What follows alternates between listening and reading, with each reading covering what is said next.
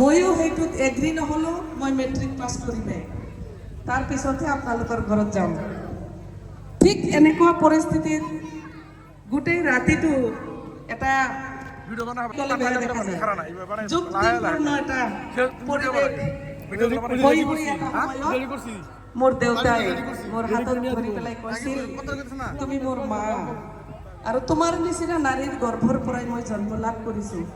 মই মক্কাত যাই পেলাই তোমাৰ কাৰণে দোৱা কৰিম, তুমি মোৰ কথা মানা। আৰু সেই মুহূৰ্তত 3 দিন আগত পিন্ধা কাপোৰ আছিল, কোনো গা ধোৱা নাছিলোঁ মই। আৰু সেই অৱস্থাতেই তাতেই মই স্বীকাৰ কৰাৰ লগে লগে এখন বিচনাত তৎক্ষণাত বিয়া মোৰ দেউতাই নিজে কবুল কৰাই পেলাই মোক গুচি গৈছিল। আৰু পবিত্ৰ মক্কাত গৈ পেলাই সঁচাকৈ দোৱা কৰিছিলে। আৰু তাৰ কাৰণেই আজি মই আপোনালোকৰ সন্মুখত এনেকুৱাকৈ হয়তো আজি কাম কৰাৰ কাৰণে সক্ষম হৈছোঁ, মই কথা কোৱাৰ কাৰণে সক্ষম হৈছোঁ। আপোনালোকৰ মাজত আজি এইখিনি কথা শ্বেয়াৰ কৰি ভাল লাগিছে। যদিও বিষাদ মনটোত হয়, সেই জীৱনটোৰ পৰা, সেই ছাবজেক্টটোৰ পৰা মই একেবাৰে বঞ্চিত যদিও, কিন্তু যেতিয়া মই বিয়া দেখা পাওঁ মই তেতিয়া ভাবোঁ এই নাৰী আৰু এই পুৰুষজন যেতিয়া বিয়া তেওঁলোকে ইজনে সিজনৰ লগত থাকি পেলাই তেওঁলোকে সুখী হওক, এই আশীৰ্বাদটো মোৰ অন্তৰৰ পৰা সদায় থাকে আৰু আজিও আছে।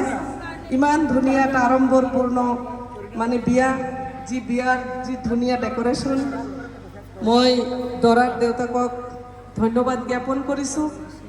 আৰু যিজন ল'ৰা আজি ইয়াতে ল'ৰা ছোৱালীৰ কাৰণে ভাল চিন্তা কৰে, কিন্তু সকলোৱে নোৱাৰে, ভিতৰত আশা থাকিলেও নোৱাৰে, কিন্তু আজি আমাৰ নজৰুল ভাই এইখিনি কৰি পেলাই দেখুৱাই দিছে। আজি টকা পইচা আমাৰ কিয় লাগে? ল'ৰা ছোৱালীৰ কাৰণেই আমি টকা পইচা ইনকাম কৰোঁ, তেওঁলোকৰ মনৰ আনন্দৰ কাৰণে কৰোঁ, তেওঁলোকক সুখী ৰাখিবৰ কাৰণে কৰোঁ। ময়ো তাৰ ব্যতিক্ৰম নহয়। কিন্তু আজি যি আমাৰ ইয়াতে বোৱাৰী লৈ আহিছে, বোৱাৰীজনীৰ প্ৰতি মোৰ আহ্বান থাকিব, যি পিতৃ মাতৃয়ে নিজৰ সৰ্বস্ব ত্যাগ কৰি পেলাই পাই টকা আজি ইনকাম কৰি পেলাই আজি যেনেকুৱাকৈ খৰচ কৰিছে, এই ল'ৰা আৰু এই বোৱাৰীৰ পৰা মা দেউতাই আশা কৰা মতে যাতে তেওঁলোকে সুখ আৰু শান্তি পায়, মোৰ এইটো আহ্বান আছে। আমি নাৰী, আমি মাতৃ, আমাৰ মাজত বহুত কিবা কিবি আছে। মই ইচ্ছা কৰিলে শান্তিৰ বতৰা বিলাই পেলাই মই এই পৃথিৱীত কাম কৰিব পাৰোঁ, গুচি যাব পাৰোঁ পৃথিৱীৰ পৰা। মই ইচ্ছা কৰিলে কাজিয়া পেচালৰ সৃষ্টি কৰিব পাৰোঁ, মই ইচ্ছা কৰিলে অশান্তিৰ সৃষ্টি কৰিব পাৰোঁ। কিন্তু সেইটো মই মোৰ পৰা বোৱাৰীজনীলৈ মোৰ আহ্বান থাকিব, বোৱাৰীজনীলৈ মোৰ এটা অনুৰোধ থাকিব, যাতে বোৱাৰী হিচাপে এইখন ঘৰত আহা, এইফালে আহা, বোৱাৰী হিচাপে এইখন ঘৰত যি মৰ্যাদা আজি তোমাক দিয়া হৈছে, যিটো মৰ্যাদাত তুমি আজি এই ঘৰখনত তুমি বোৱাৰী হিচাপে তুমি পাইছা, তুমি তোমাৰ আহা, এইফালে আহা, আহা,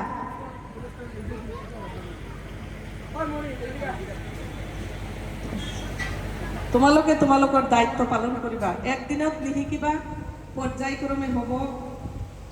গুৰুজনে যেতিয়া ভাল কথা ক'ব, মা দেউতাই যেতিয়া এইটো কৰিব লাগে এইটো কৰিব নালাগে বুলি ক'ব, মনত কেতিয়াবা বেয়া লাগিলেও অনিচ্ছা সত্ত্বেও মুখটো বন্ধ কৰি পেলাই তুমি চিন্তা কৰিবা যে এই কামটো আচলতে মোৰ কাৰণে কাম্য আৰু এইটো ভাল, সেইকাৰণে তেওঁলোকে আমাক পৰিচালনা কৰি আহিছে।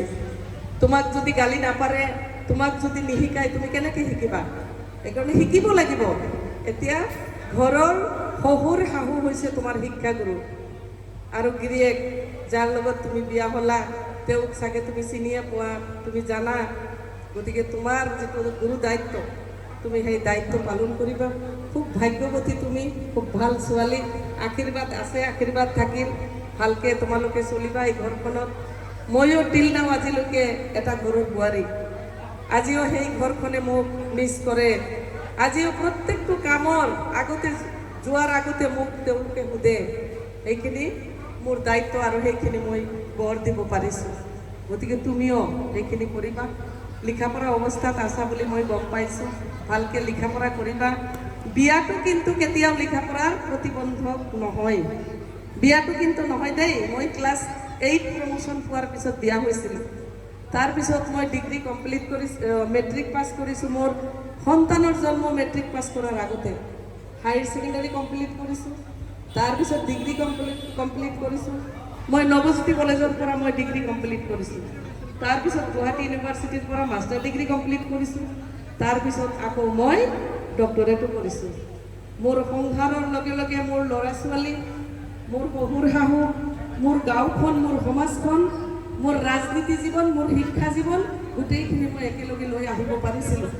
আমি নাৰী, আমি পাৰোঁ, তুমিও পাৰিবা, তোমাৰো পাৰিব লাগিব। লিখা পঢ়াটো কিন্তু নষ্ট নকৰিবা, পঢ়াটো একদম ভালকৈ পঢ়িবা, পঢ়া তোমাৰ মেইন। তাৰপিছত তুমি সংসাৰৰ কাম কৰি খোৱা, কি কৰি খোৱা তুমি তাৰপিছত কৰিবা। সংসাৰৰ কাম কৰিবলৈ হ'লেও তোমাৰ লিখা পঢ়া লাগিব, এডুকেশ্যন লাগিব, এডুকেশ্যন মাষ্ট। গতিকে ভাল লাগিছে তোমালোকক লগ পাই পেলাই।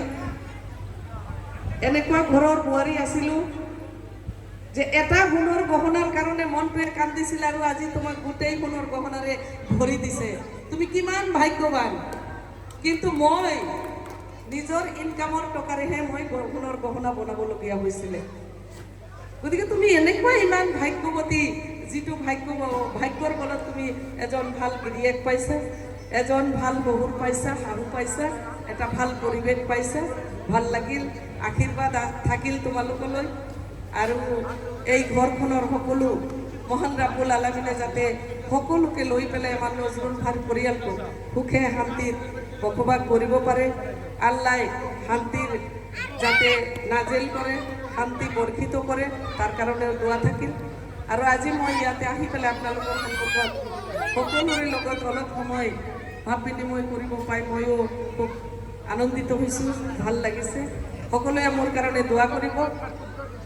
আগন্তুক দিনবোৰত যাতে মাতৃত্বৰ